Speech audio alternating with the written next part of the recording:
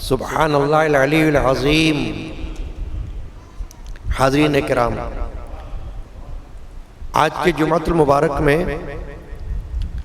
قرآن مجید کے 23ویں پارے سورۃ الصافات کی آیت نمبر 100 سے لے کر اور 109 تک کی تلاوت کا شرف اس فقیر گناہگار نے حاصل کیا۔ آج کے جمعہ مبارک کا موضوع ہے کہ نبی نے اولاد کی دعا کی۔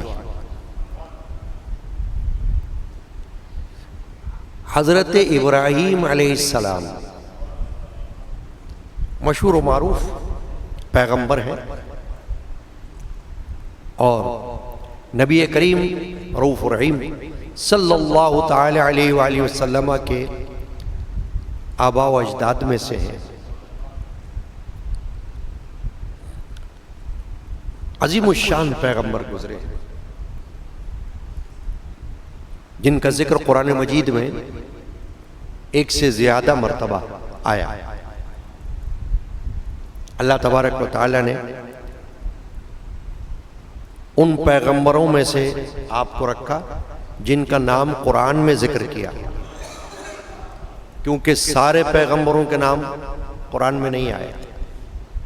پیغمبر نبی و رسول بہت سے ہیں، سب کے نام قرآن میں مذکور نہیں۔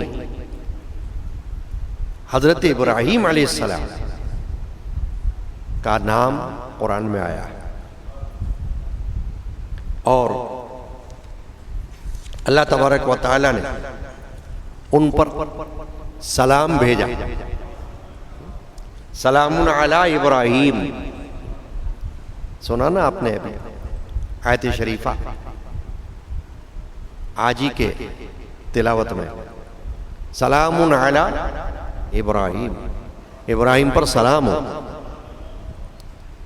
ایسے پیغمبر جن پر سلام اللہ کی بارگاہ سے آ رہا ہے، شان ہے۔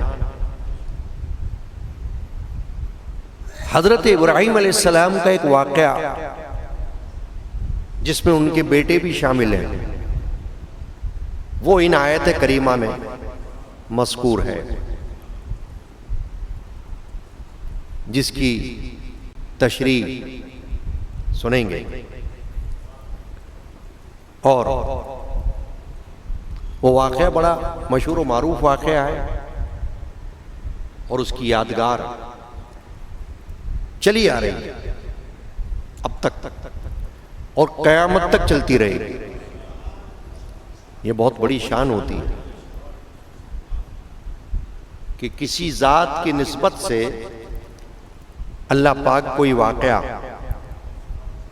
ہمیشہ کے لیے یادگار کر دے۔ اور پھر رسول اللہ صلی اللہ علیہ وآلہ وسلم نے خود بھی اسی واقعہ کو زندہ رکھا اور اپنی امت کو بھی اس کا حکم دیا۔ تو ہم ہر سال عید الاضحیٰ پر اس واقعہ کو تازہ کرتے ہیں، زندہ کرتے ہیں، یعنی رسم نہیں، رواج نہیں، فیشن نہیں، سنت ہے۔ سنت انبیاء ہو گئی۔ ابراہیم علیہ السلام کی ذات پاک سے وہ واقعہ ہوا تو ان کی بھی سنت بن گئی، طریقہ۔ اور پھر رسول اللہ صلی اللہ علیہ وسلم نے اسے زندہ رکھا، اس پر عمل کیا اور امت کو حکم دیا، تو خود حضور علیہ السلام کی بھی سنت بن گئی۔ وہ کتنا خوش نصیب ہے وہ امتی جو اس سنت پر عمل کر رہا ہو۔ اللہ تعالیٰ جس سے اس پر عمل کروا رہا ہو۔ تو ان آیات میں اس واقعے کی یادگار ہے. اور ابراہیم علیہ السلام ایک ایسے پیغمبر ہیں کہ جنہوں نے کعبۃ اللہ شریف کی بھی تعمیر فرمائی. اگرچہ وہ پہلے تھا مگر منہدم ہو گیا تھا، پھر حضرت ابراہیم علیہ السلام نے اس کو تعمیر فرمایا. تو وہ ابراہیم علیہ السلام کی یادگار ہے کعبۃ اللہ شریف تعمیر کی صورت میں. عالم اسلام کا مرکز ہے. لوگ حج و عمرہ میں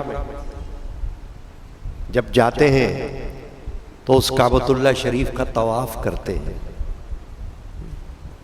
اس کے گرد عاشقانہ مستانہ وار چکر لگاتے ہیں. عبادت ہے، یعنی وہ طواف بھی عبادت ہے. تو ایسے جلیل القدر پیغمبر کا یہ ذکر ہے. حضرت امام بخاری رحمۃ اللہ علیہ صحیح بخاری شریف کے مصنف، مؤلف، مرتب، جنہوں نے حدیث کی کتاب صحیح بخاری شریف مرتب فرمائی اور حدیث کی کتابوں میں بڑی اعلیٰ درجے کی کتاب ہے، اس کا مقام بہت بلند ہے. تو امام بخاری رحمۃ اللہ علیہ بچپن میں نابینا ہو گئے تھے، بصارت زائل ہو گئی تھی، آنکھوں سے نظر آنا بند ہو گیا تھا. والد ماجد تھے نہیں، والدہ تھیں ان کی، اور والدہ محترمہ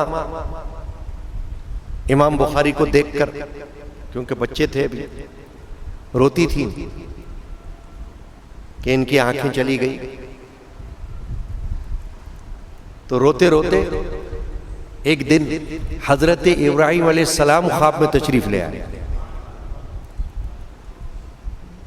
حضرت ابراہیم علیہ السلام کی زیارت ہوئی امام بخاری کی والدہ کو، اور حضرت ابراہیم علیہ السلام نے ان کو بشارت دی. کیا بشارت دی؟ کہ اللہ تعالیٰ نے تمہارے رونے کو اور تمہاری دعا کو قبول فرما لیا ہے، تمہارے بیٹے کی آنکھیں روشن ہو جائیں گی. تو رات کو خواب میں زیارت ہوئی، صبح کو امام بخاری کی آنکھیں روشن ہو گئی. مشہور واقعہ ہے، حدیث کی کتابوں میں ملتا ہے. تو یہ بات بھی ہمارے لیے بڑی قابل قدر ہے کہ ایسے جلیل القدر پیغمبر کہ جو خواب میں آ کر بشارت دے رہے ہیں، اور ان کی بشارت سے حضرت امام بخاری کی آنکھیں روشن ہو رہی ہیں، گئی ہوئی بینائی واپس آ رہی ہے نا بات. ان باتوں کو یاد رکھنا ضروری ہے ہمارے عقیدوں کے لیے، ہماری دل کی تسکین کے لیے. تو آج کی آیات شریفہ میں جہاں سے میں نے شروع کی، آیت نمبر 100، ورس نمبر 100، سورۃ الصافات. حضرت ابراہیم علیہ السلام نے دعا کی. ابھی آپ کے یہاں اولاد نہیں تھی، لاولد تھے.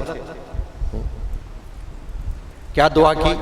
قرآن مجید میں اللہ فرما رہا ہے، اس کا ذکر، رب هب لی من الصالحین،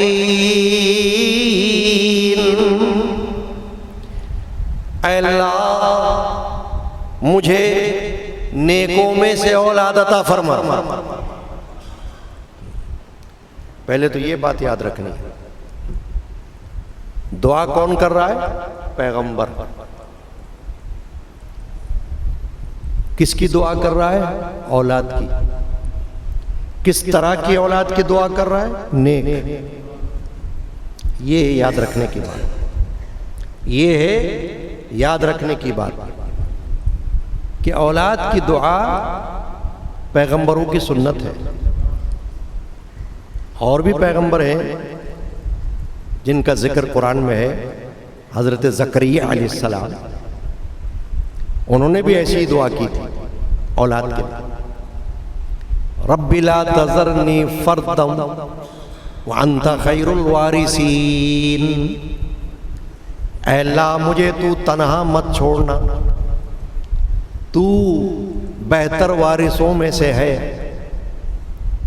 وہ بھی پیغمبر ہے زکریا علیہ السلام، انہوں نے بھی دعا کی. معلوم ہوا کہ اولاد کی دعا اہمیت رکھتی ہے. مگر کون سی اولاد کی دعا اہمیت رکھتی ہے؟ نیک اولاد کی دعا.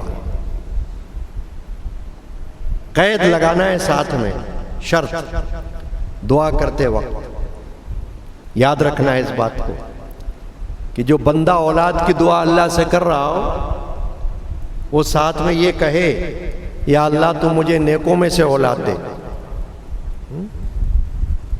نیکوں میں سے دے. کیونکہ پیغمبر بتا رہے ہیں نا یہ بات، اور اللہ تعالیٰ ان کے قول کو بیان فرما رہا ہے.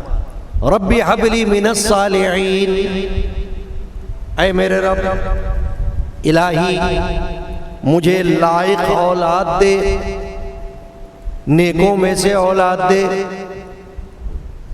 تو پتہ یہ چلا کہ اولاد کی دعا مانگنا تو اچھا ہے.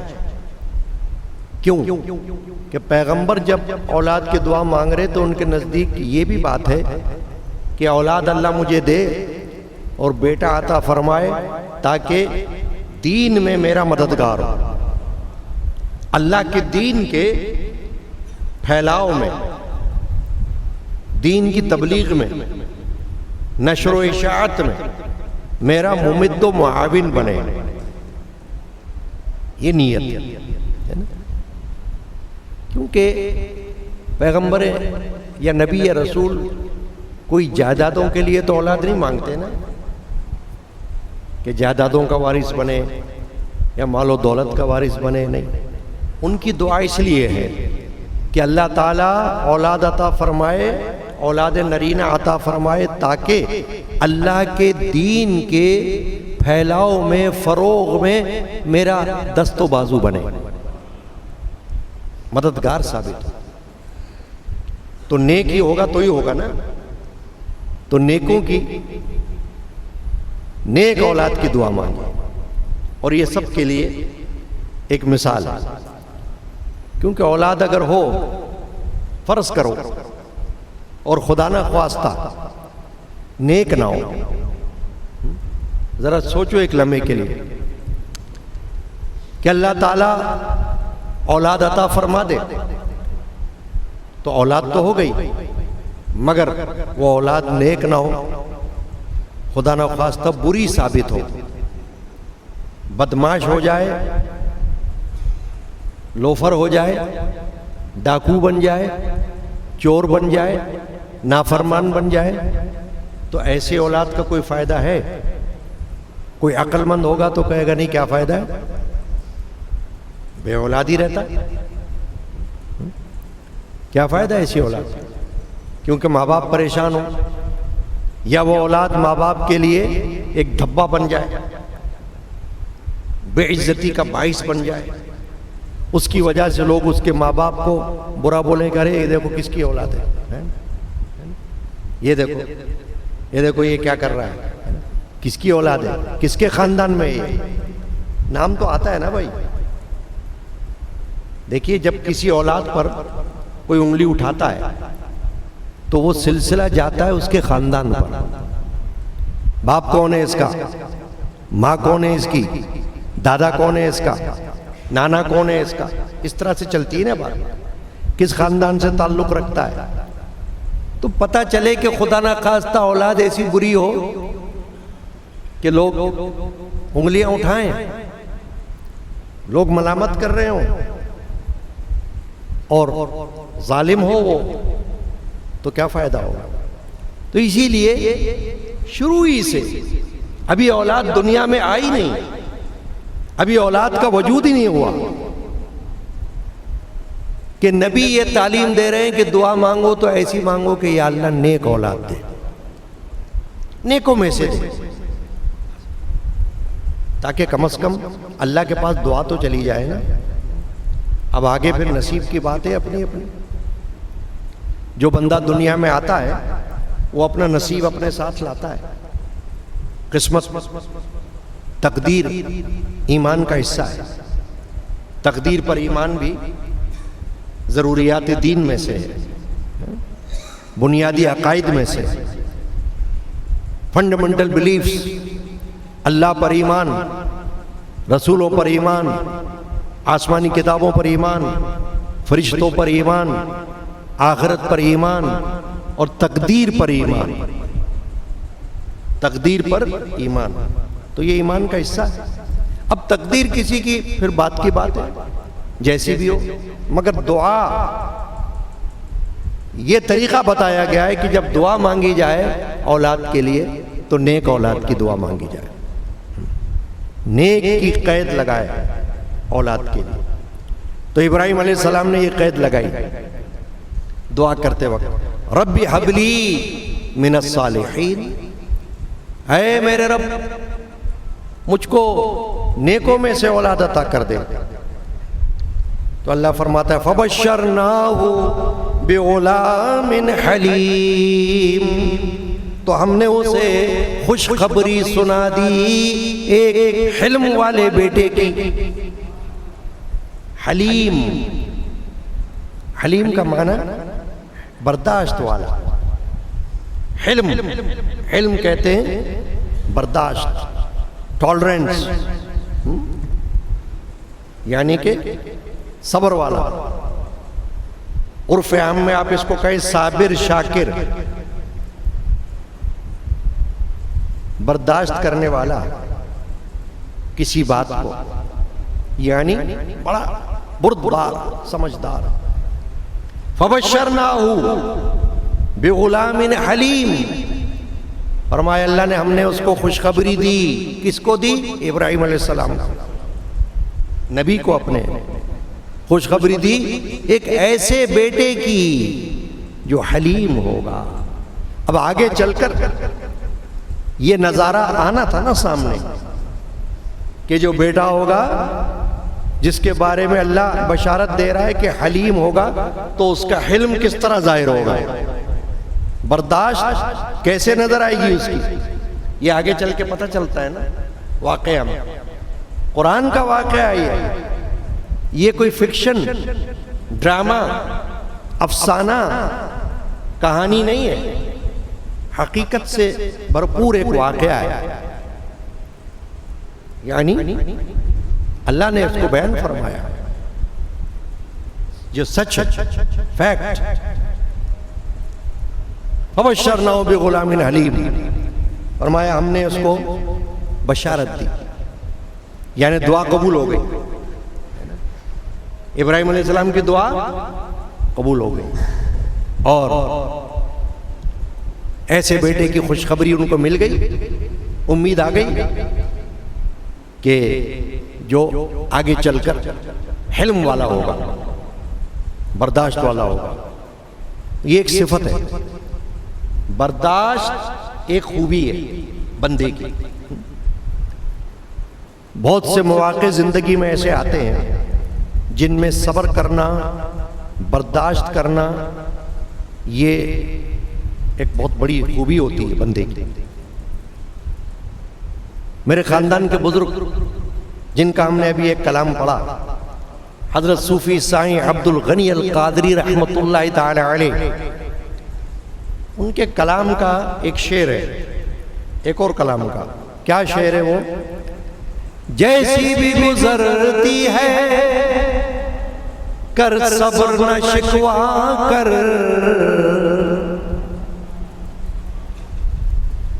جیسی بھی گزرتی ہے کر صبر نہ شکوا کر، برداشت کے لقمے کو گر مرد ہے کھا جا تو.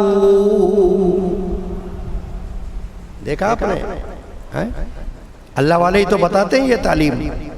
ہمارے جیسوں کے پاس کہاں ایسی تعلیم ہے؟ یہ تو اہل اللہ کے پاس ہوتی ہے تعلیم. جو اہل اللہ کی خدمت میں جائے، ان کے پاس جانے کا ذوق شوق رکھے، اسے ایسی تعلیم ملتی ہے. جیسی بھی گزرتی ہے کر صبر، نہ شکوا کر.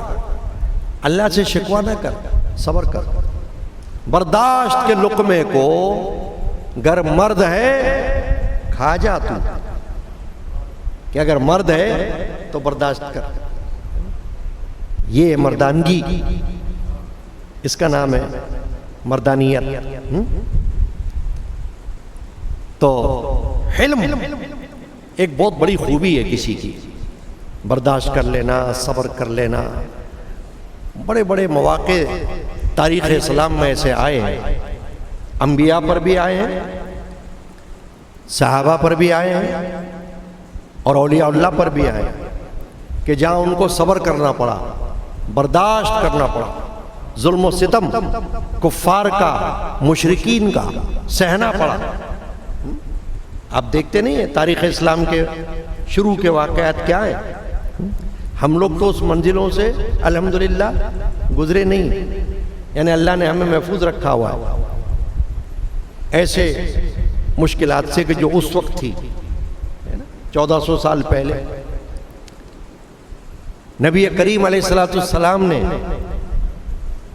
جو کفار کا ستم برداشت کیا، مشرکین کی طرف سے جو ظلم ہوا، تو وہ تو پیغمبروں نے بھی کیا ہے برداشت، اور پھر ان کے امتیوں نے بھی کیا ہے، صحابہ کرام نے بھی کیا ہے، اہل بیت پاک نے بھی کیا ہے.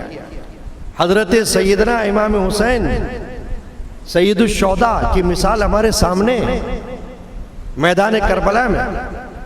آپ نے جو صبر کا مظاہرہ کیا ہے وہ تاریخ میں مشہور ہے، چھپی ہوئی بات نہیں ہے نا. صابر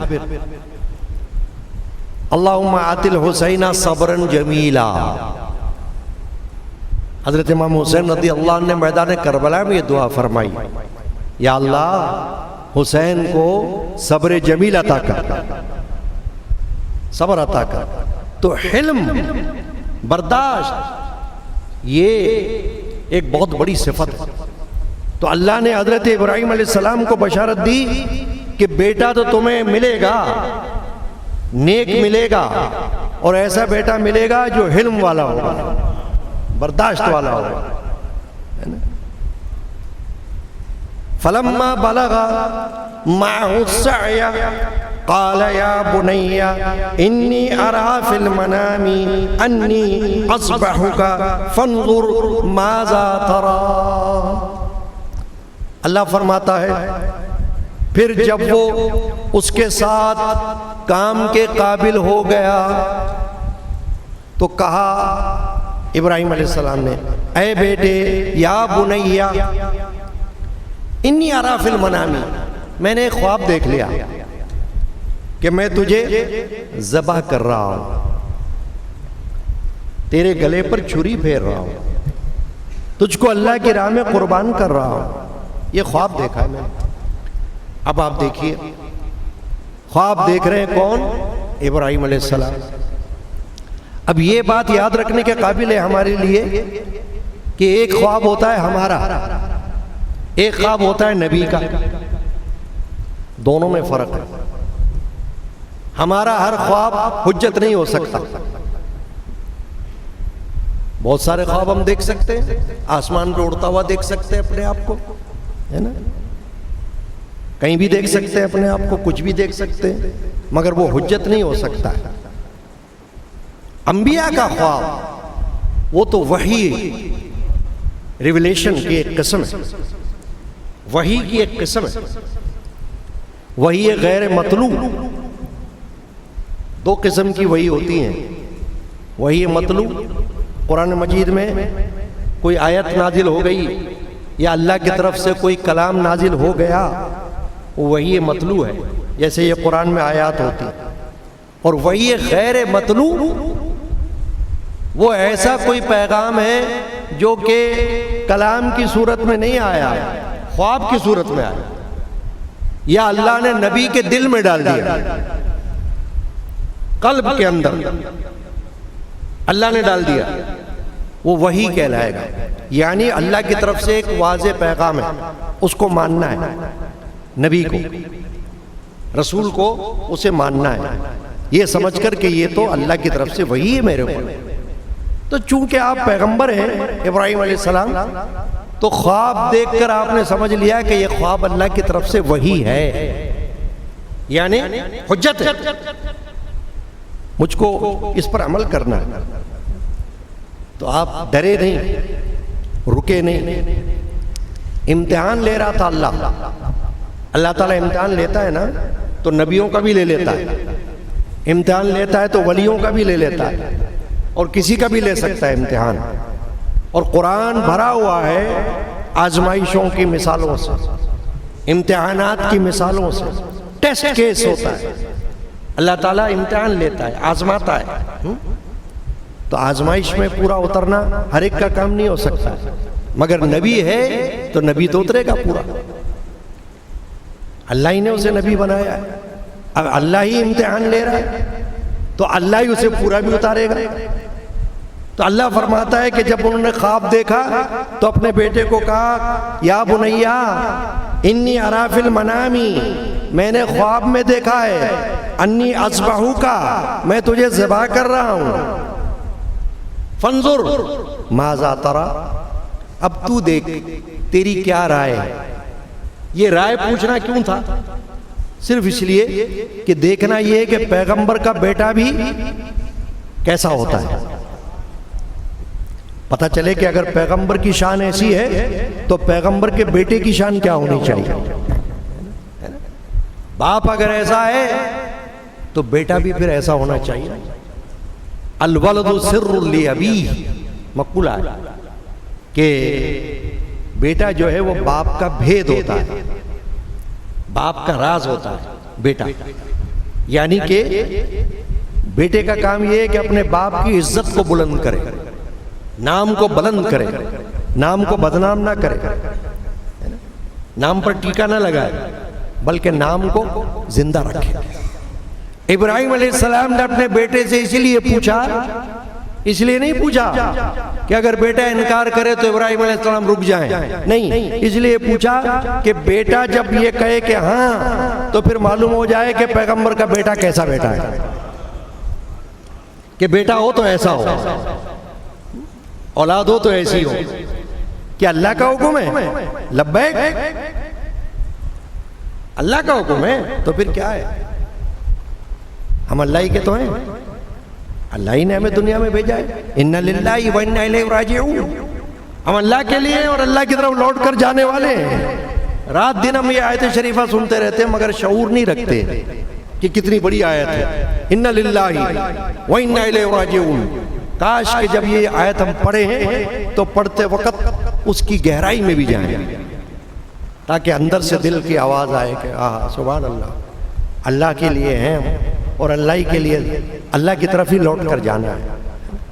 تو حضرت ابراہیم علیہ السلام نے بیٹے سے پوچھا انی ارا فی المنام انی اذبحک فانظر ماذا تری، تم بتاؤ تمہاری کیا رائے. تو بیٹے نے کیا کہا، قالا یا ابتی افعل ما تؤمر، اے ہمارے باپ، اے میرے باپ، آپ وہ کیجئے جس کا آپ کو حکم دیا گیا.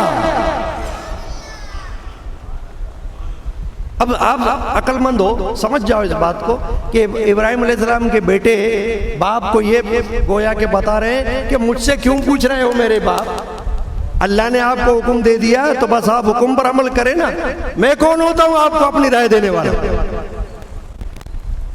یعنی یہ فلسفہ اور یہ راز سمجھا دیا کہ اللہ کی مرضی جہاں آ جائے وہاں اپنی مرضی کہاں چلتی ہے، اپنی مرضی پوچھنے کی ضرورت ہی کیا ہے نا. فنائیت، فنا فی اللہ ہونا، نام ہی اسی کا ہے کہ بندہ اللہ کی راہ میں اپنے آپ کو فنا کر دے، وہ چاہے نبی کا بیٹا ہو چاہے ولی کا بیٹا ہو، کہ اللہ کی راہ میں اپنے آپ کو گم کرے. جہاں اللہ کی مرضی سامنے آ جائے بس کہے ٹھیک ہے، مرضی ہے مولا ازہم اولا، مولا کی مرضی سب سے بڑھ کر ہے، وہاں پھر ہماری مرضی نہیں چلتی۔ تو یہ تو ابراہیم علیہ السلام نے اس لیے پوچھ لیا تھا تاکہ ان کے دل کی بات سامنے آ جائے، ہمیشہ کے لیے ایک ثبوت بن جائے کہ بیٹا ہو تو ایسا ہو۔ یا ابتی افعل ما تؤمر، اے میرے باپ آپ وہ عمل کرو جس کا آپ کو حکم دیا گیا۔ ستجدنی انشاء اللہ من الصابرین، اللہ نے اگر چاہا تو آپ مجھے صبر کرنے والوں میں سے پائیں گے۔ اب آپ دیکھو ذرا ادھر چلو پیچھے واپس، کہاں وہ جو اللہ نے خوشخبری دی تھی فبشرناہ بغلام حلیم، بشارت دی ہم نے اس کو حلم والے بیٹے کی، برداشت والے بیٹے کی۔ تو حضرت ابراہیم علیہ السلام کے بیٹے نے، یہ بیٹا کون تھا اس پر علماء کا اتفاق ہے کہ نام تو یہاں نہیں آیا بیٹے کا کہ کون سا بیٹا تھا، مگر سب کا اتفاق ہے حضرت اسماعیل علیہ السلام تھے، کیونکہ پہلے بیٹے وہی ہیں۔ اسحاق علیہ السلام بعد میں آیا، تو پہلا بیٹا ہے اور پہلے ہی بیٹے کی یہ بات آ رہی ہے۔ تو بیٹے نے یہ کہا کہ انشاءاللہ اگر اللہ نے چاہا تو آپ مجھے صبر کرنے والوں میں سے پائیں گے۔ یہ انشاءاللہ یہ ایک ایسا جملہ ہے جو بندے کو اس طرف راغب کرتا ہے کہ اپنے ہر کام کو اللہ کے سپرد کرو۔ میرے جد امجد حضرت مولانا شاہ محمد غلام رسول القادری رحمۃ اللہ علیہ، جن کا مزار بار بنا ہوا ہے، ان کا ایک شعر ہے کلام کا، سب کام اپنے کرنا اللہ کے حوالے، سب کام اپنے کرنا اللہ کے حوالے، نزدیک عارفوں کے تدبیر ہے تو یہ ہے۔ فرمارے عارفوں کے پاس اگر کوئی تدبیر ہے نا، ترکیب تدبیر، تو یہ ہے کہ بھائی اللہ کے سپرد کرو کام۔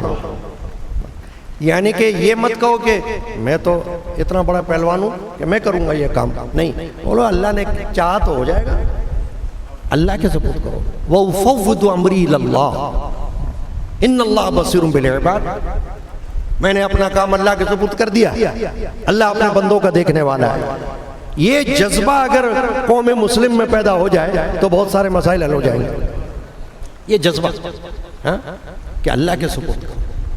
تو چنانچہ حضرت اسماعیل علیہ السلام نے اپنے باپ ابراہیم علیہ السلام کے پوچھنے پر کیا جواب دیا؟ ستجدونی، قریب ہے، انشاءاللہ من الصابرین، اللہ نے چاہا تو مجھے صبر کرنے والوں میں سے پائیں گے۔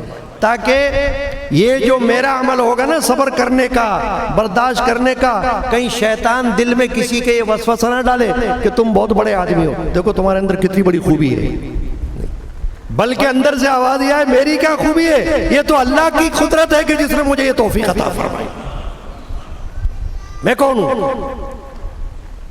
یہ تو اللہ تعالیٰ ہی کی کرم نوازی ہے کہ جس نے مجھے اس قابل کیا۔ چنانچہ میں آج یہیں تک اس موضوع کو رکھتا ہوں کیونکہ آگے اور بیان چل رہا ہے۔ قربانی کے دن آنے والے ہیں نا، عید الاضحیٰ کے، تو یہ واقعہ ہمیں ہر سال اس طرف متوجہ کرتا ہے، اسی کی تو یادگار ہم مناتے ہیں ہر سال۔ نبی اکرم علیہ السلام نے خود اس واقعے کو زندہ کیا، خود عمل کیا اس پر، قربانی پر، خود جانور قربان فرمائے، اپنے دست مبارک سے قربان فرمائے، یعنی اس کو اسٹیمپ کر دیا، اس کو حضور نے مور لگا دی اس عمل پر کہ کوئی مائی کا لال بعد میں قیامت تک یہ نہ کہہ سکے کہ یہ کیا ہو رہا ہے۔ فوراً آپ کہو گے یہ تو وہ ہو رہا ہے جو اللہ کے رسول نے کیا۔ کوئی اگر روکے، کوئی اگر ٹوکے، کیونکہ دنیا ہے نا، زمانہ جیسے جیسے آگے گزرتا جائے گا، سر پھرے لوگ، بے عقل لوگ دنیا میں پیدا ہوتے رہیں گے۔ کوئی کہے گا ہم تو بہت پڑھے لکھے ہیں، کوئی کہے گا ہم تو بہت جدید ہیں، کوئی کہے گا ہم تو بہت ماڈرن ہیں، کوئی کہے گا یہ کیا ہے، کوئی کہے گا وہ کیا ہے۔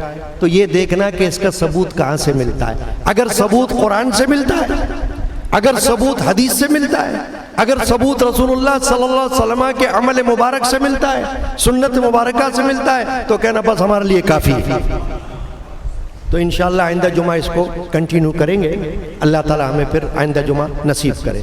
صلی اللہ تعالی علی محمد وعلی آلہ وصحبہ اجمعین.